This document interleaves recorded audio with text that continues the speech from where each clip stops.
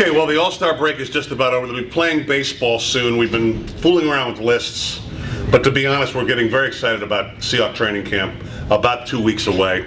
And I'm not going to say a new enemy has emerged, but a new enemy might be emerging. And this is a couple of things. Michael Robinson was the first guy who said it, and he said it on NFL Network last week, that a team that everyone in the West needs to look out for, and I'm talking about the NFC West, and for that extent, the NFC, are the vastly improved St. Louis Rams.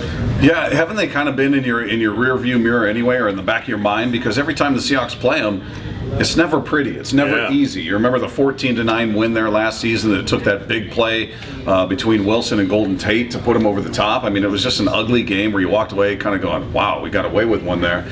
They've just had a knack for uglying it up and making it tough on the Seahawks, and you wonder how much different they might be with a healthy Sam Bradford. He was off to the best start of his career last year by far before he blew out his knee, and then it was Kellen Clemens in that game. You still had trouble with Kellen Clemens, so for whatever reason, they're a tough matchup, and defensively they've done nothing but get better with the pieces they've added. With I think so too. Quinn on one side, Long on the other side, and then offensively, outside of the question about Bradford, you got Zach Stacy as your running back, who was almost 1,000 yards last year as a young guy. They bring in Tavon Austin, Stedman Bailey. They seem to have added weapons that you figure, like we do with the Seahawks and their young guys, that a year better, they're going to be that much tougher. They bring in Greg Williams as their defensive coordinator along with Jeff Fisher. They're just, it seems like a scary bunch to deal with. Well, they look like the Seahawks of 3 years ago to me. A team that hadn't quite broken through yet, but you could see what they were doing. You could see the way they were going. It was definitely, now from the Seahawks perspective, it was kind of sort of a new approach.